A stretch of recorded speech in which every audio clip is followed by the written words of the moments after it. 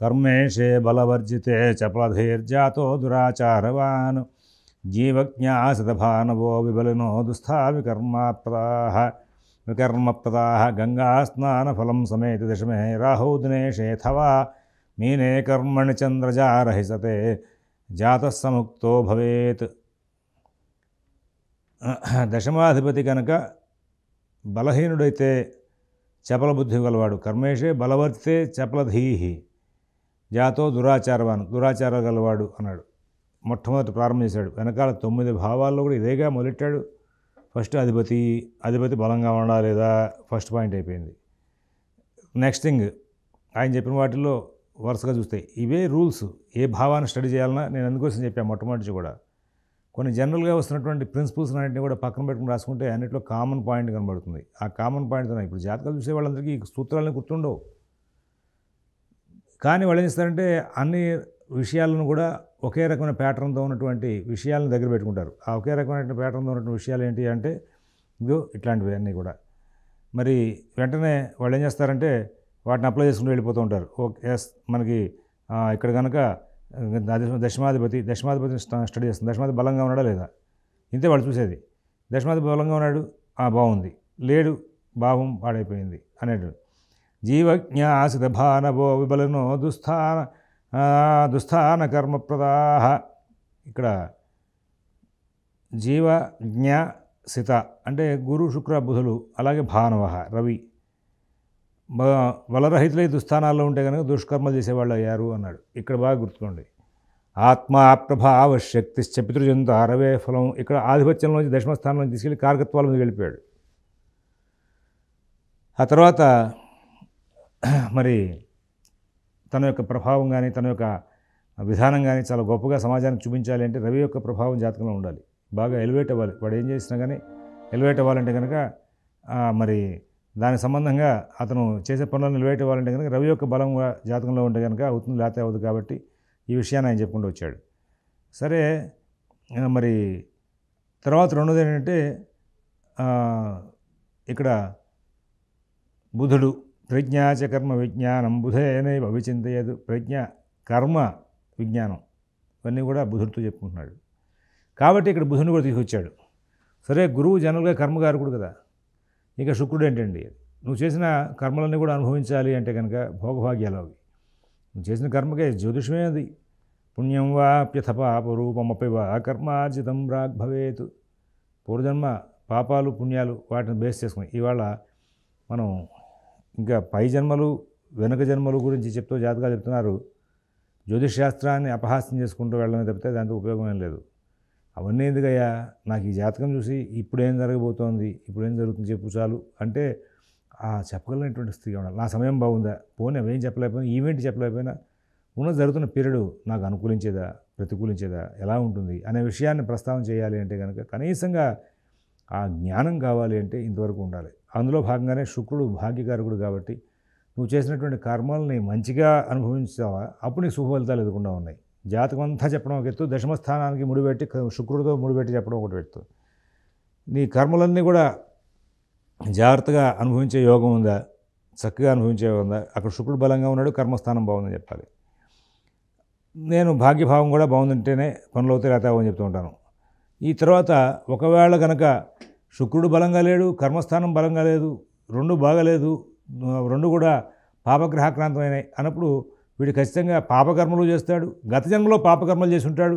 ఆ పాపకర్మల ప్రభావం ఇప్పుడు అనుభవిస్తున్నాడు. అయితే ఇక్కడ కొంచెం సూక్ష్మంగా ఈ జ్యోతిష్ శాస్త్రాన్ని కనుక మనం ప్రొఫెషనల్ చేసుకుంటే దీన్ని చూసి ఇక్కడ గత జన్మలో వీడు ఏం పాపం చేస్తే ఈ జన్మలో ఇట్లాగా పాపం అనుభవించాడని చెప్పడానికి కొన్ని గ్రంథాధారాలు ఉన్నాయి.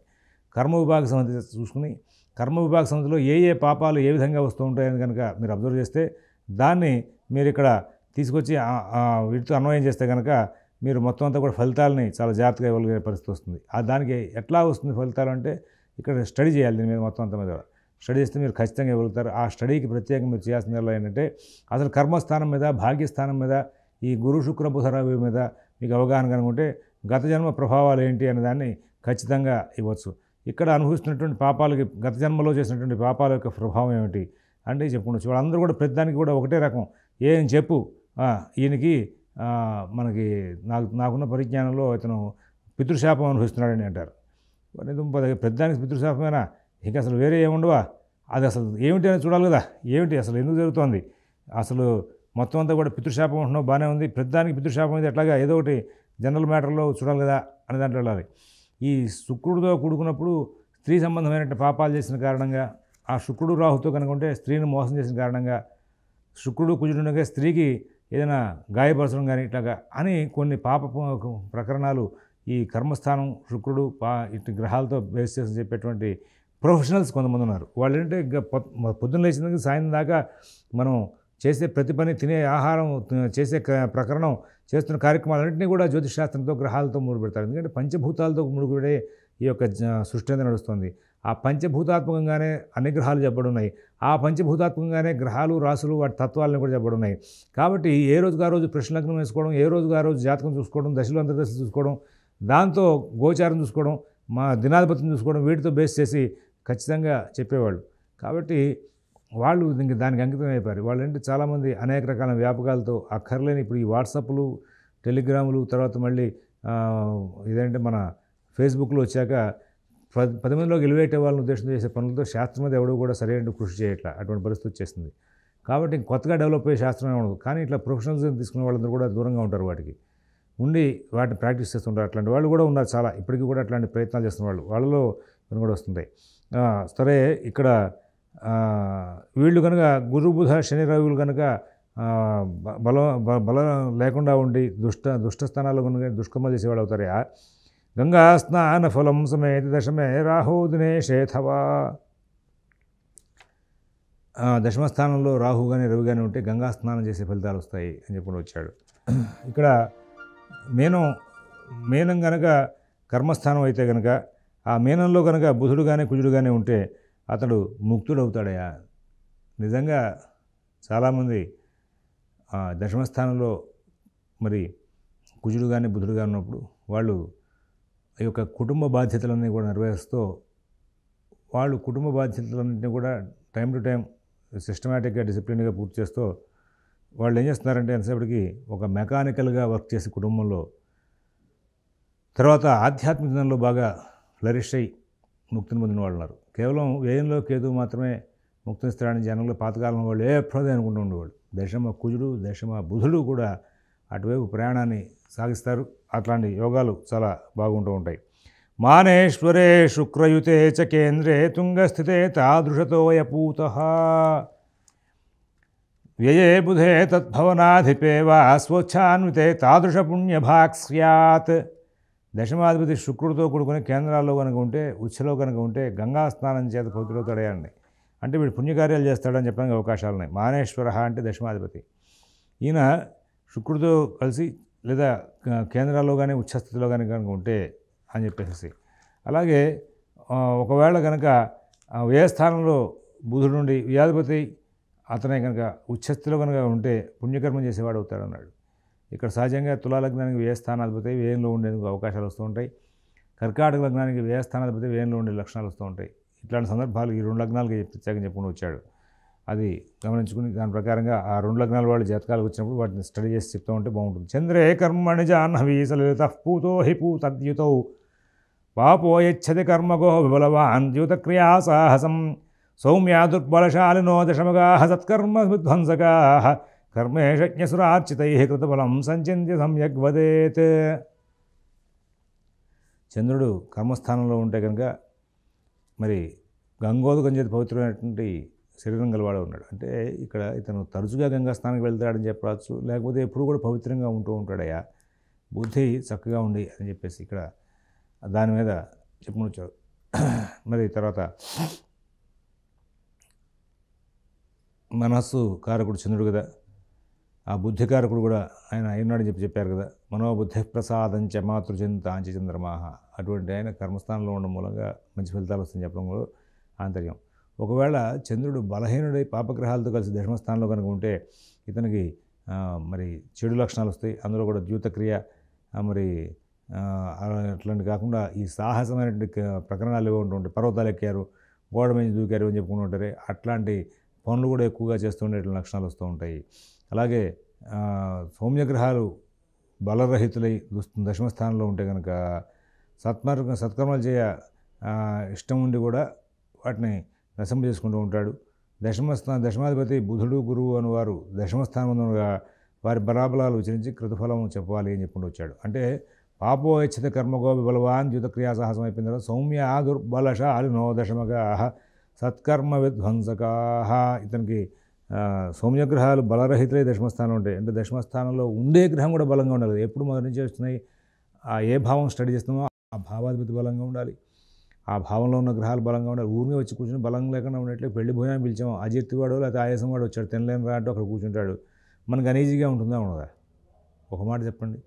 పెళ్లి భోజనానికి పిలిచి అక్కడ వచ్చినవాడు నాకు ఆయాసంగా ఉంది, నాకు అజీర్తిగా ఉంది, భోజనం చేయలేనంటే అట్లా మన పక్కనే కూర్చున్నాడు, మనం తినడానికి ఎట్లా అనీజీగా ఉంటుంది. అలాగే ఈ భావంలోకి వచ్చేసాడు గ్రహం, ఎవడో దశమ భావం స్టడీ చేస్తున్నాం, లేకపోతే నవమ భావం స్టడీ చేస్తున్నాం, లేకపోతే షష్ఠ భావం స్టడీ చేస్తున్నాం, ఆ భావంలో గ్రహం వచ్చేసింది. వచ్చిన గ్రహం ఎట్లా ఉండాలి? బలంగా ఉంటే వెంటనే ఆ పక్కన గ్రహాలు కూడా అయిన చూసి ఇవి కూడా యాక్టివేషన్లోకి వస్తూ ఉంటాయి. అందుకోసం జాతక చింతలు చెప్తాడు అన్నమాట. ఆ సందర్భాన్ని మనం చెప్పుకున్నాం. సరే, ఇక్కడ వచ్చిన గ్రహాలు కనుక బలరహితులే కనుక దశమస్థానంలో ఉంటే కనుక సత్కర్మలు చేసే ఉద్దేశం ఉన్నప్పటికీ కూడా చేరిన గ్రహాలు మరి బలహీన గ్రహాలు కదా, వాడికి ఏమనిపిస్తుందంటే ఏం చేస్తానులే అని చెప్పేసి వాటిని చెడగొట్టే లక్షణాలు వస్తూ ఉంటాయి. మరి ఈ దశమంలో బుధుడు గురువు ప్రారంభంలో రెండో శ్లోకం చెప్పాడు. దశమంలో బుధుడు గురువు శుక్రుడు చేరితే, రవి కూడా చేరితే చాలా విశేషాలు ఉన్నాయి. ఇక్కడ బుధ గురువులు చేరితే కనుక ఏదైనా కర్మకాండ చేస్తాడు, ఏదైనా విశేషాలు చేస్తాడని చెప్పాలని ప్రయత్నం కనుక చేసేటైతే ఒక చిన్న విషయం రాబాయ్,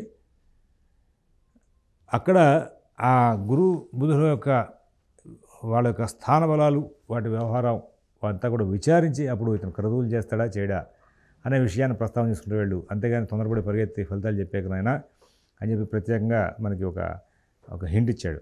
ఏకస్థౌ తను కర్మ పోయది తయోరేకాధిపత్యంతు వా జాతస్వార్జిత సద్ధనయన కురుతే యజ్ఞాది కర్మోత్సవం సార్కౌ శూద్రధనేన సాహిషి క్షుద్రై సజీవై నృపై తత్తత్కారక విత్తతో ఇదే రవ్యాది కర్మపే. లగ్న దశమాధిపతులు ఒక్కచోట ఉండిన ఏకస్థౌ స్థ గతి నివృత్తౌ అక్కడ కలిసి ఉండాలి ఒకే చోట. ఎక్కడ ఏకస్థౌ తను కర్మపో లగ్నం అంటే తను కర్మ అంటే దశమాధిపతి ఏది తయోహో ఏకాధిపత్యందువా మరి ఆ రెండు స్థానాలకి కూడా ఒకటే అధిపతి అయినప్పటికీ కూడా అన్నాడు. అంటే అది ఎప్పుడు సంభవం అంటే గురువుకి బుధుడికి ఇద్దరికి సంభవం అవుతూ ఉంటాయి. లగ్నాధిపత్యం దశమాధిపత్యం అనేది అక్కడ మీన లగ్నానికి లగ్న దశమాధిపత్యాలు వస్తాయి, ఇక్కడ కన్యా లగ్నానికి లగ్న దశమాధిపత్యాలు వస్తాయి. సరే, ఆ రెండు స్థానం ఒకటే అధిపతి అయినా స్వార్జితంతో కూడుకున్నటువంటి ఉత్తమ ధనం చేత యజ్ఞాది కర్మలు చేయించే లక్షణాలు వస్తూ ఉంటాయి అన్నాడు. సొంతగా సంపాదించుకున్న డబ్బు, దాని మీద పవర్ పెంచుకోవడం, ప్లస్ ఇక్కడ సొంతగా సంపాదించుకున్న డబ్బుతో యజ్ఞయాగాది కృతులు చేస్తూ ఉండడం ఉంటాయి. మరి ఈ లగ్న రాజ్యాధిపతులు ఇద్దరు కూడా లగ్నం దశమాధిపత్యం రెండు కూడా సూర్యుడితో కూడుకుని ఉంటే మరి తనకంటే తక్కువ వాళ్ళ చేత ధనం సంపాదించి వాటిని వాడుకునేటువంటి పరిస్థితులు వస్తూ ఉంటాయి. ఒకవేళ తక్కువ స్థాయి వాళ్ళ చేత లగ్న రాజ్యాధిపతులు సూర్యుడితో కనుక కూడుకుని ఉంటే రెండు స్థానాలకి ఒకటే అధిపతి కనుక అయితే లగ్న దశమాధిపతులు ఒకటే కనుక అయితే సొంతగా సంపాదించిన డబ్బుతో యజ్ఞయాగాది కృతులు చేసి అందరికీ దాన ధర్మాలు చేస్తూ ఉంటారు అన్నాడు. ఇది అన్ని లగ్నాలకు సంబంధించింది కాదు, కేవలం మీన లగ్నం కన్యా లగ్నానికి మాత్రమే అప్లికబుల్.